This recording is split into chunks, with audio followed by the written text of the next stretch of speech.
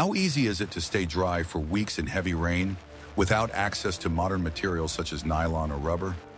It seems impossible, considering that even our high-tech clothing sometimes fails to cope with prolonged downpours.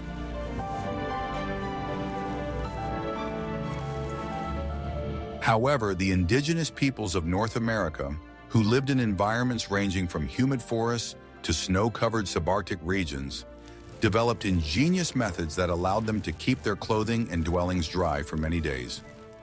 Watch the video to the end to learn how ancient Native American tribes turned animal fat, tree bark, and ordinary smoke into incredibly effective tools for combating moisture. What if I told you that everything you believed was wrong, and that the best way to protect yourself from rain is not fabric, but fat?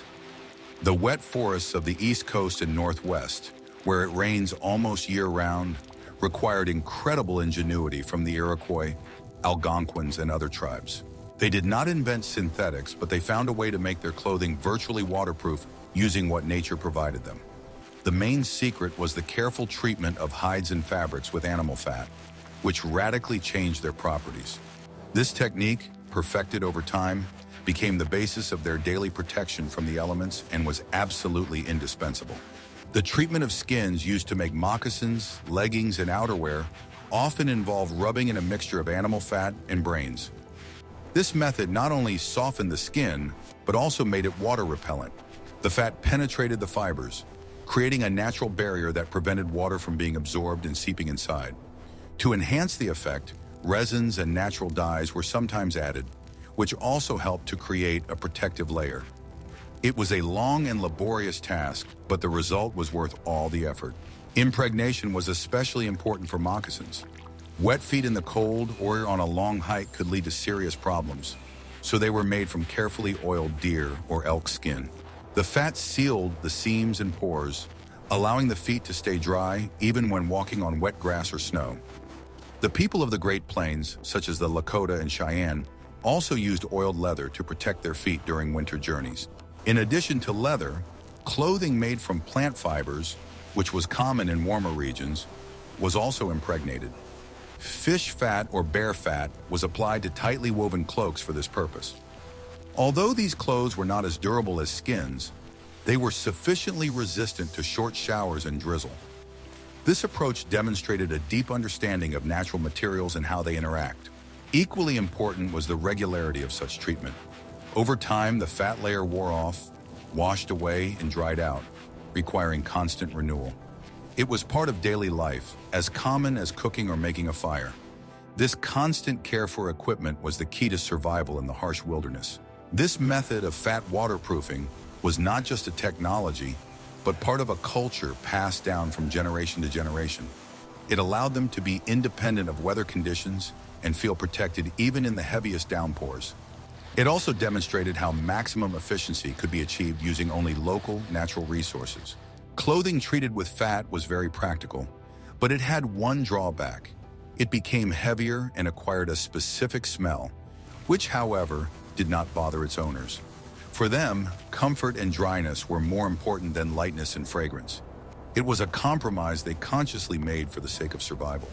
Thus, fat impregnation became one of the most effective ancient methods of protection against water.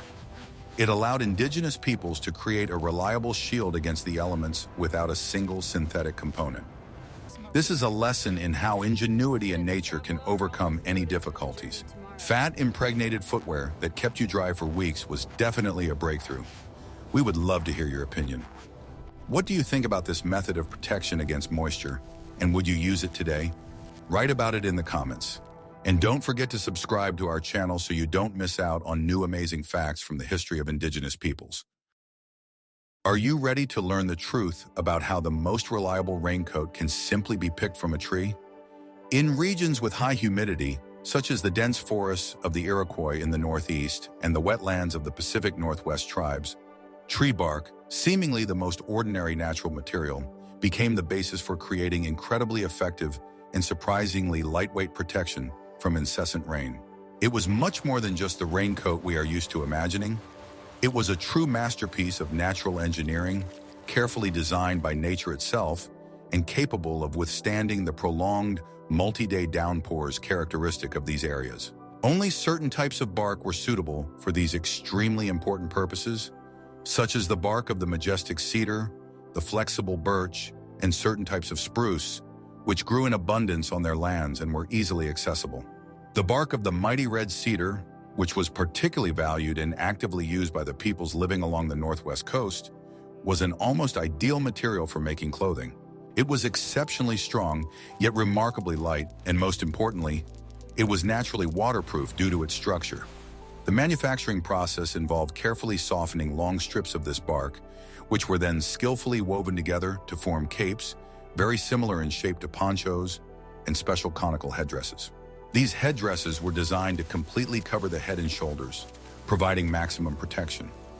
The peculiarity of this material was that water literally rolled off its smooth surface, without the slightest chance of penetrating the fibers. In addition, cedar bark had a pleasant aroma and was soft enough to be worn directly on the body. In the northeast, in the vast and dense forests of the Iroquois, birch bark, or birch bark, was the most important and indispensable material for protection against moisture. Due to its unique resinous properties and dense structure, birch bark was also incredibly resistant to moisture and did not allow water to pass through. It was used not only for the very important cladding of the famous longhouses, which served as a common dwelling for several families, but also for the manufacture of small, compact, and very practical capes.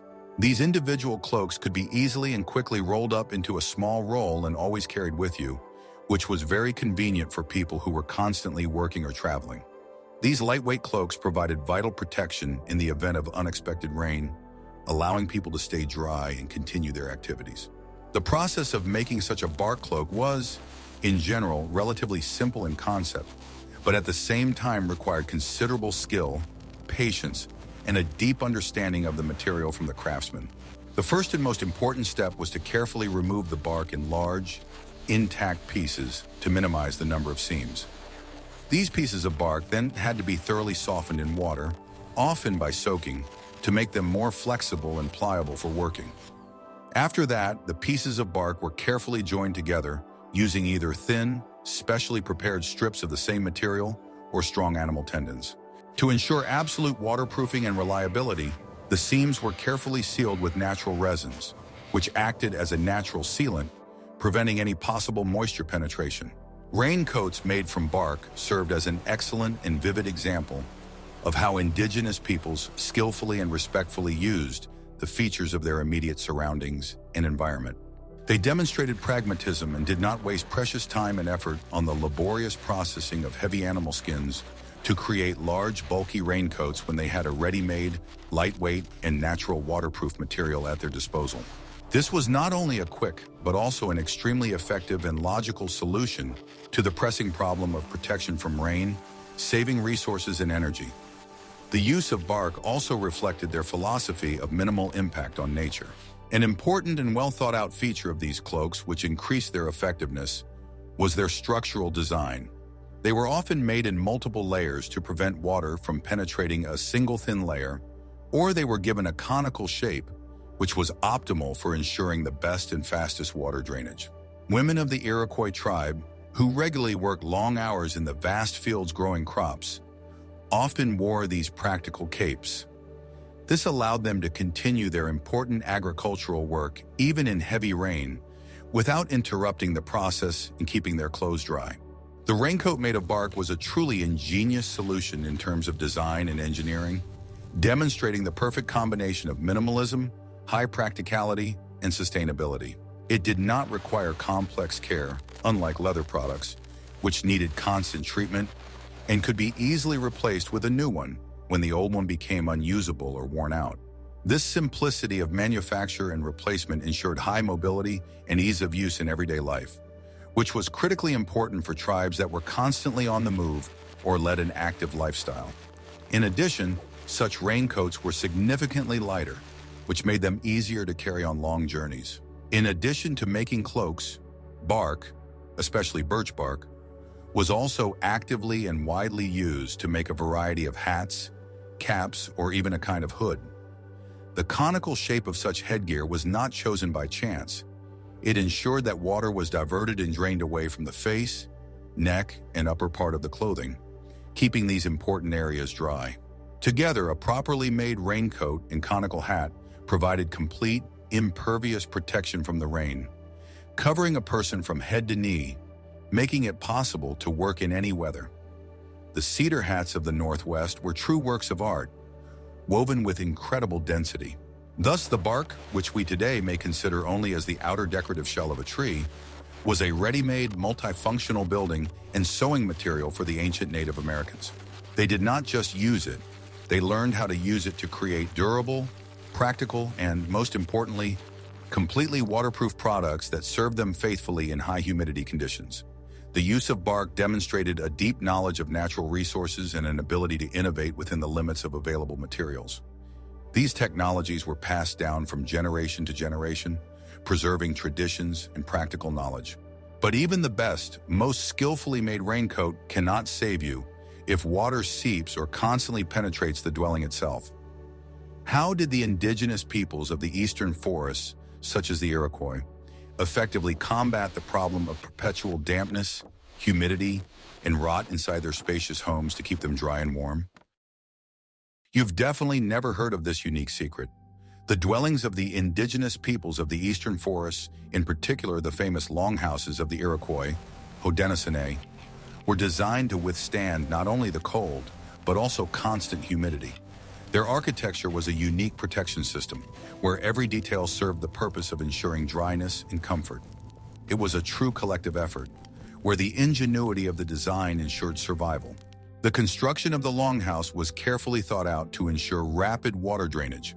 The roof had a steep slope and was covered with overlapping layers of bark, most often birch or cedar, laid like tiles. The top layer always covered the bottom layer, directing water downwards and preventing it from seeping under the covering. This overlapping principle ensured water tightness. Special attention was paid to ventilation, which was key to combating dampness. Special openings were provided along the ridge of the roof to allow smoke from the numerous hearths inside to escape. This smoke was not just a byproduct, but an active tool for combating moisture. The smoke from the fires, constantly circulating inside the dwelling, not only carried away the moist air, but also covered the interior surfaces with a thin layer of soot. This layer, as an additional barrier, helped prevent rot and mold.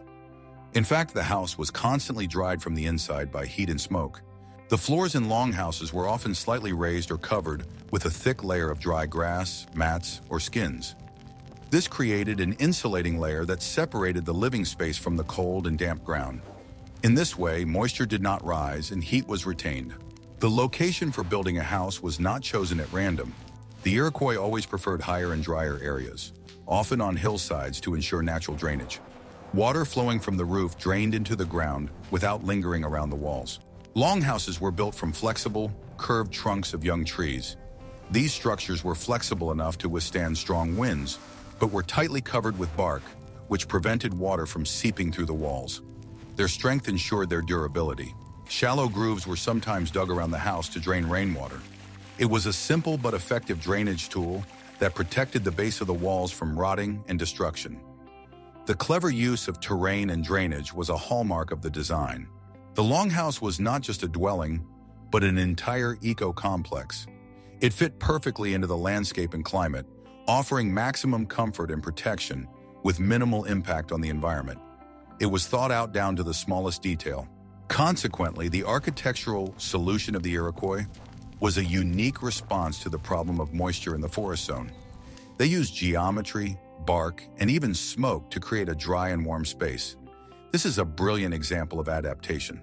This incredible engineering feat is amazing. Don't forget to like this video if this is the first time you've heard about such a well-thought-out longhouse design. What you are about to learn will change your perception of Great Plains dwellings.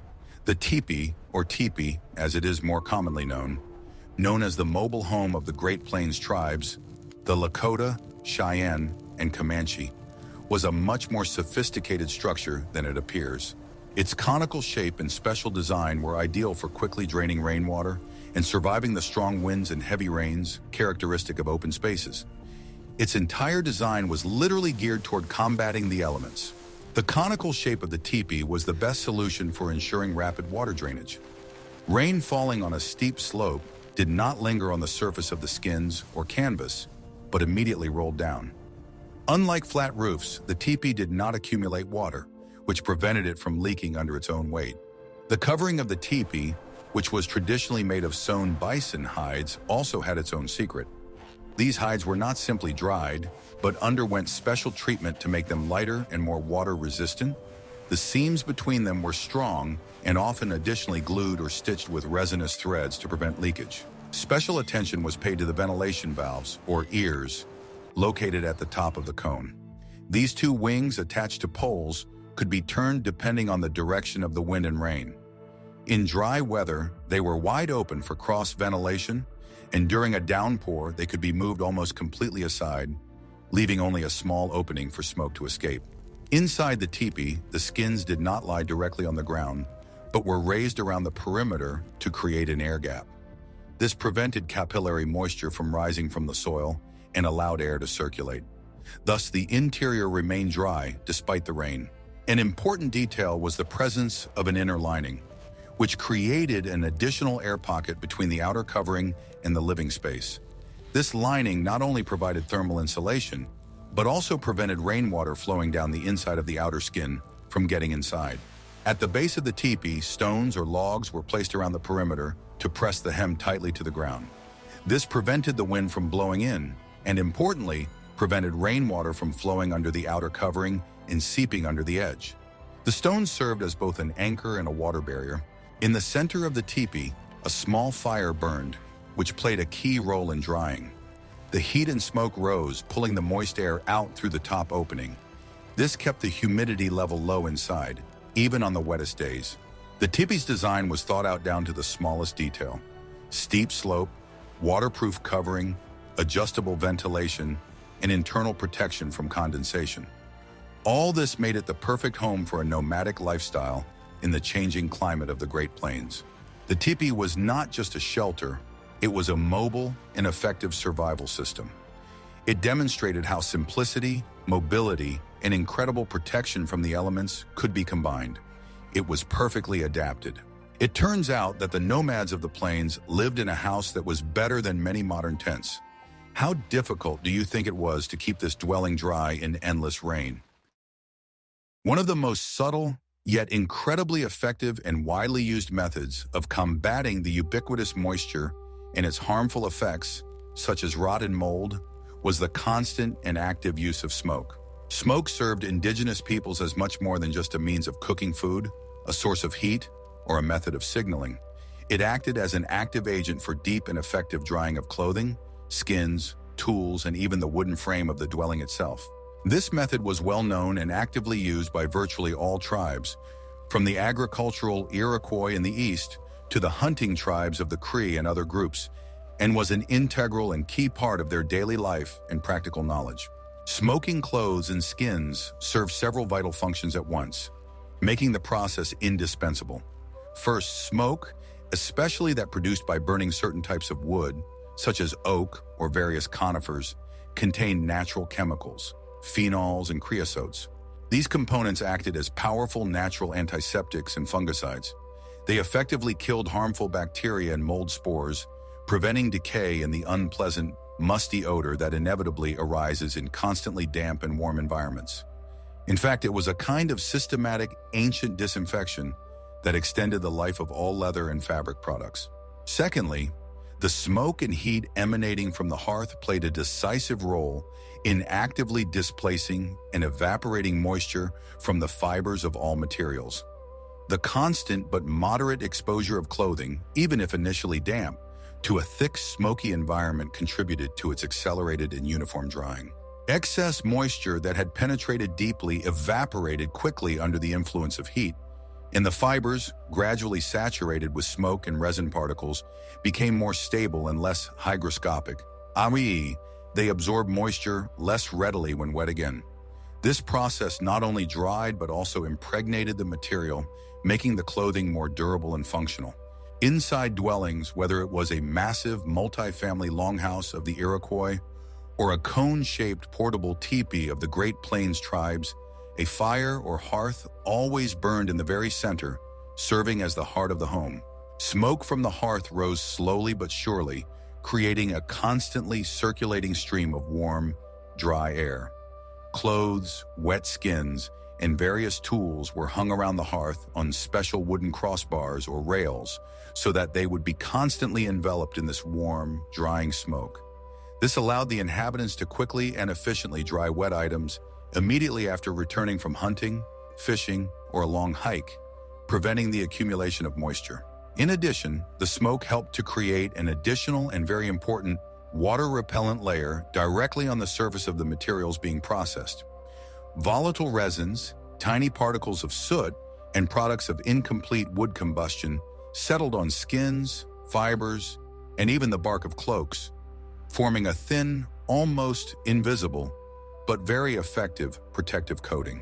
This natural coating, acting in combination with the fat impregnation that was also often used, significantly increased the overall resistance of the material to the penetration of rainwater and dew. In addition, the smoking process was absolutely critical for treating hides before they were made into clothing, shoes, or shelters. Special smoking, which was part of the tanning process, made the leather softer, much more elastic, and, crucially, more resistant to the negative effects of moisture. Smoked leather had a remarkable property. It did not stiffen as much, nor did it become hard and brittle after becoming completely wet and then drying, as inevitably happened with untreated or simply dried leather. The smoke rising from constantly smoldering or burning fires was not just a source of necessary heat, it was an integral part of the unique microclimate of the entire dwelling. The constant circulation of smoke helped keep things dry and kept the air relatively clean, making life in a naturally humid environment much more comfortable, healthy, and safe. It acted as a constant, invisible, and reliable protector against moisture and disease-causing microorganisms. The Iroquois even deliberately left holes in the roofs of their longhouses to allow smoke to escape, creating ideal draft conditions. The use of smoke was a truly ingenious solution in terms of resource efficiency, as it required absolutely no additional resources other than the fuel for the fire, which was already needed for heating and cooking.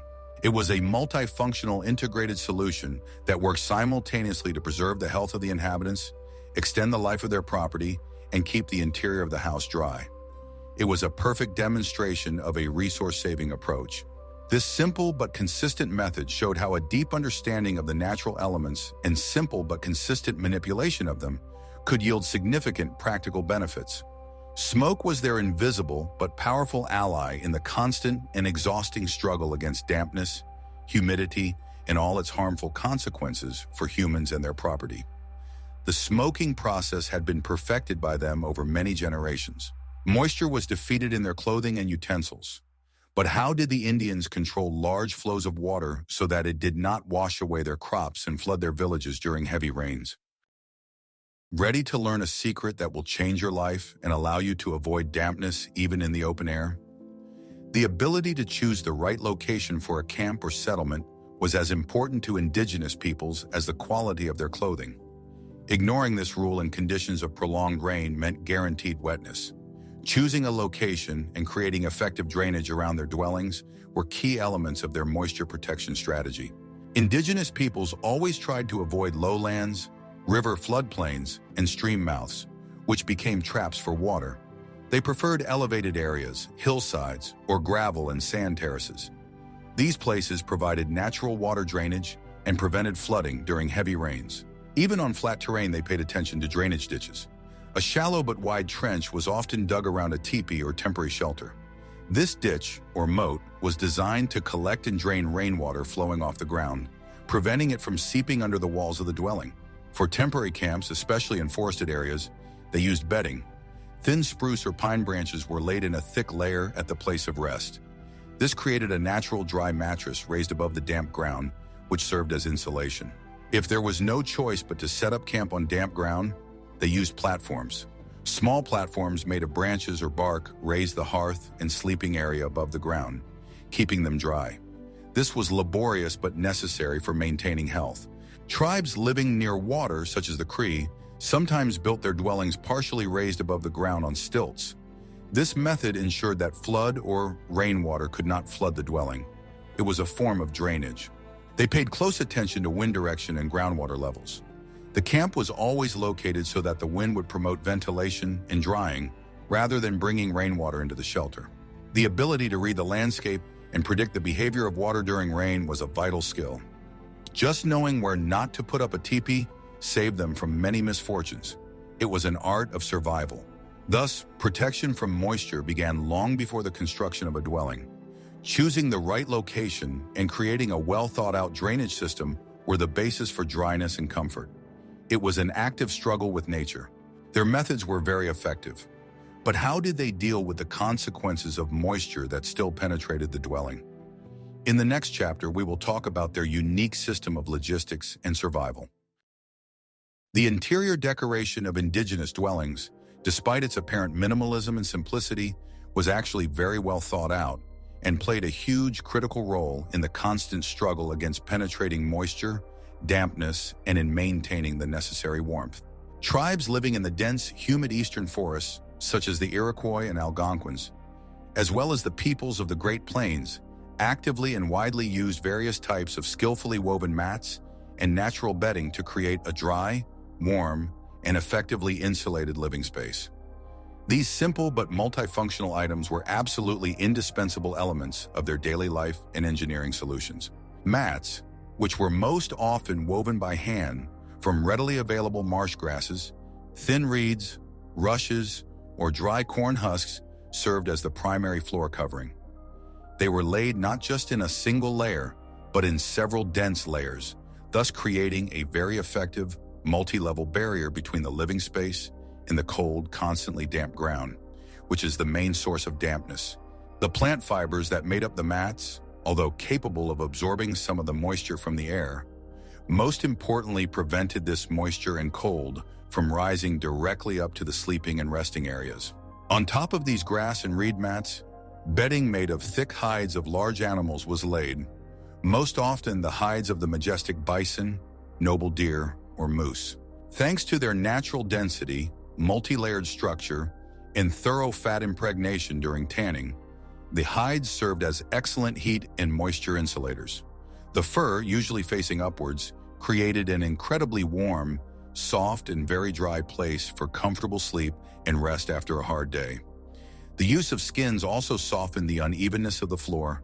An important practical feature of mats and bedding was their relative mobility and the ability to dry easily. On a sunny, dry day, which was especially valuable in these regions, all these floor coverings could be easily taken out of the dwelling. They were hung on special structures or simply laid out in the sun for airing and thorough drying. Regular and thorough drying was absolutely critical to prevent the rapid formation of mold, the development of harmful microorganisms, and the elimination of the unpleasant smell of dampness, which could make the dwelling uninhabitable. As mentioned earlier, a special inner lining called lining was used in the portable cone-shaped teepee dwelling. This lining was also very often made of woven mats, or even better, thin but durable skins. It was firmly attached to the supporting poles of the dwelling and had a key purpose. It created the necessary air gap between itself and the outer covering of the teepee. This gap served as an air cushion and helped prevent unwanted moisture condensation on the inside of the outer leather covering, which was especially important during the cold season. The use of plant materials such as reeds and grasses for making mats had another important practical and economic advantage. They were extremely readily available in the environment and, importantly, did not require complex, multi-step processing, unlike the lengthy process of tanning and preparing hides. They could be made quickly, and if the mats became unusable due to wear and tear or constant moisture, they could be quickly and inexpensively replaced with new, freshly woven ones. For comfortable sleep, in addition to the main skins laid on the floor, very thick and soft blankets were also used. They were often made from skillfully woven strips of rabbit or other small skins, which made them incredibly warm and light. These valuable blankets were additionally protected from any moisture and dampness by being stored in specially designated dry places, often hung on internal crossbars under the ceiling, away from the floor and walls. Thus, the interior of the indigenous people's dwellings was not just a collection of objects, but a complex, multi-layered, integrated insulation system. In this system, mats laid on the ground and skins laid on top of them worked together to provide maximum dryness, warmth, and comfort for the inhabitants in virtually all weather conditions. This demonstrated a deep understanding of the laws of physics and thermal insulation. But mats solved the problem of moisture inside the house. What about water outside? How did Native Americans manage large flows of water so that it did not wash away their valuable crops and flood their villages during heavy, prolonged rains? Continuous rain did not mean that clothes and shoes could not dry. Indigenous peoples developed effective methods for drying their equipment using heat, smoke, and, when possible, the sun. It was a daily routine without which it was impossible to survive. The main tool for drying was, of course, a fire. Inside the dwelling, special crossbars or tripods were constructed above the hearth on which wet clothes and shoes were hung. It was important to keep things at a safe distance from the direct fire so as not to burn or damage the skins. The process of drying by the fire was often accompanied by smoking, which, as we have already mentioned, provided additional protection for the material. Slow drying in a smoky atmosphere was preferable to quick drying under direct heat. Hot stones or dry sand were placed in moccasins, which got wet most often. This heat from the inside helped to draw moisture out of the thick leather, preventing it from deforming and rotting. At the same time, it was necessary to ensure that the heat was not too intense. When the rain stopped, even for a short time, all clothing, skins, and mats were immediately taken out into the sun. Ultraviolet rays not only dried them quickly, but also killed bacteria and mold. Even a short sunny day was used as efficiently as possible. For storage, dry clothes and valuable items such as tobacco or gunpowder were packed in special waterproof bags or boxes made of birch bark. Birch bark, thanks to its resinous structure, was an ideal material for airtight packaging. Wet clothes were never left for long. As soon as the opportunity arose, they were dried. This was due to the understanding that dampness was an enemy that not only caused discomfort, but also destroyed materials. Regular drying was also a way to maintain the elasticity of leather clothing. Wet leather, if not dried properly, can become stiff and brittle, shortening its service life. Proper drying preserved its softness. Not only did people, their clothing, and their dwellings require constant and careful protection from the ever-present moisture, but so did their valuable supplies, work tools, and crucially, their weapons. Dampness posed a serious threat. It could quickly spoil strategic food supplies, render firearms and projectile weapons unusable, and ruin critical tools on which survival depended. Therefore, indigenous peoples developed and used special, highly effective storage and packaging methods based on a deep knowledge of natural materials.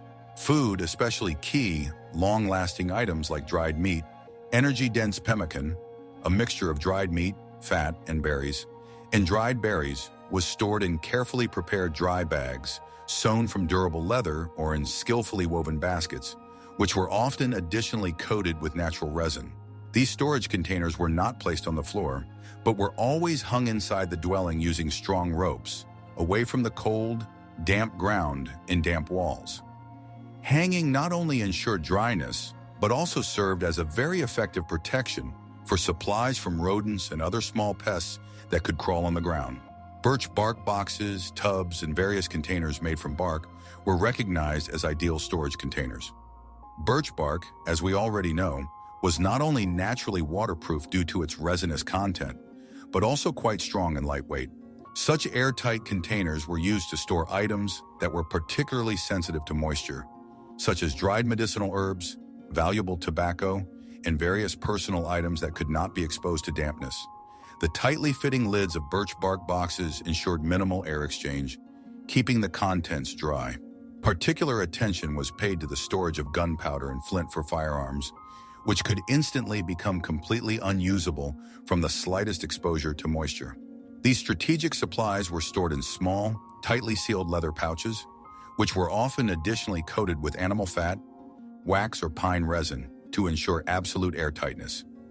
These pouches, containing the essentials for defense and hunting, were always carried on the person, either on a belt or around the neck, to ensure immediate access and constant control over their dryness.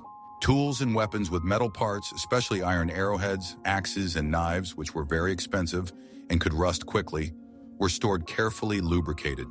Purified animal fat, bone oil, or fish oil was used for lubrication. This layer of fat created an effective and reliable protective coating that physically protected the metal from corrosion, which was inevitably caused by high humidity and dew. Periodic relubrication was part of the regular maintenance of equipment, ensuring its durability. Seeds for sowing, which were absolutely critical to the survival of the farming tribes of the eastern woods, were stored with the utmost care. They were placed either in large, airtight clay vessels, which were sometimes fired for extra strength, or in special underground hiding places called pits. These pits were carefully lined with layers of birch bark and dry grass, which acted as a desiccant.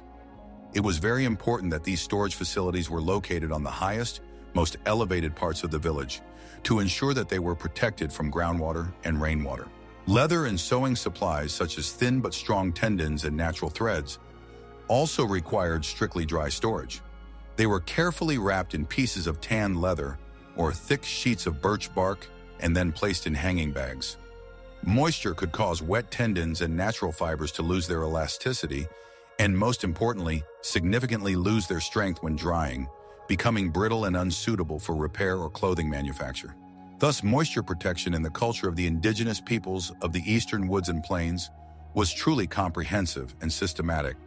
It included not only care for their own clothing and shelter construction, but also careful, thoughtful care for each individual item that was necessary for survival, hunting, farming, and daily life. The use of natural, waterproof materials and constant moisture control were the basis of their storage technology. By protecting their supplies, the Indians could focus on protecting their fields. We have already asked this question. How did indigenous peoples manage large flows of water so that it did not wash away their crops and flood their villages during heavy rains? The moisture protection methods of subarctic peoples, such as the Cree and Athabascan, were particularly harsh, as they struggled not only with rain, but also with permafrost and snow. Their solutions were uniquely adapted to the extremely cold and wet climate. Unlike the clothing of the plains, the clothing of these peoples was multi-layered, consisting of several layers of skins. The top layer was often sewn from caribou skins, which were light and had a unique hair structure that provided heat and moisture insulation. A key element of their protection was parkas, or hooded jackets. They were often impregnated with fat and fish oil to increase water resistance. The seams of these parkas, especially around the hood and cuffs, were carefully sealed and stitched. For additional protection from moisture, especially for work on the water, clothing made from animal intestines or the skin of marine mammals was used. These materials were naturally waterproof and were used to make lightweight, almost watertight outer capes. Footwear, or moccasins, were adapted for snow and water. They were tall and often worn with fur linings, and the outside was carefully impregnated with fat. Tall, waterproof boots were used for walking in wet snow. Dwellings, such as wigwams covered with bark, were also built with moisture and snow in mind. They had steep slopes and were often built on snow platforms to avoid contact with wet or frozen ground. Inside the dwellings, as everywhere else, a fire burned, providing drying and warmth. However, hot stones were also used to heat and dry clothes, which were placed in special bags and placed inside sleeping bags or shoes. These methods show that combating moisture was a universal problem, but the solutions found in the subarctic were the most extreme and specialized.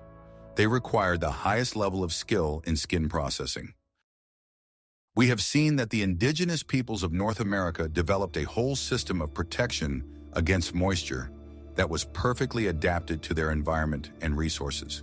From the oiled clothing of the Great Plains to the architectural solutions of the Iroquois longhouses, each method was well thought out and effective. They turned natural materials, fat, bark, smoke, into a reliable shield against endless rain. Their secret was not a single ingenious invention, but a holistic approach where protection began with the choice of a campsite and ended with the proper drying of moccasins. This ancient knowledge shows us that survival does not require high technology. It requires observation, ingenuity, and a deep respect for nature, which always provides the necessary resources. They prove that it is possible to stay comfortable and dry by relying entirely on your surroundings. Their legacy is a lesson in self-sufficiency and adaptation. Which of the moisture protection techniques used by Native Americans did you find most incredible?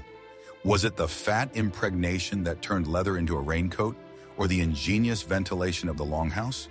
Share your opinion in the comments and don't forget to subscribe to our channel so you don't miss out on new amazing research into the everyday life and wisdom of Indigenous peoples.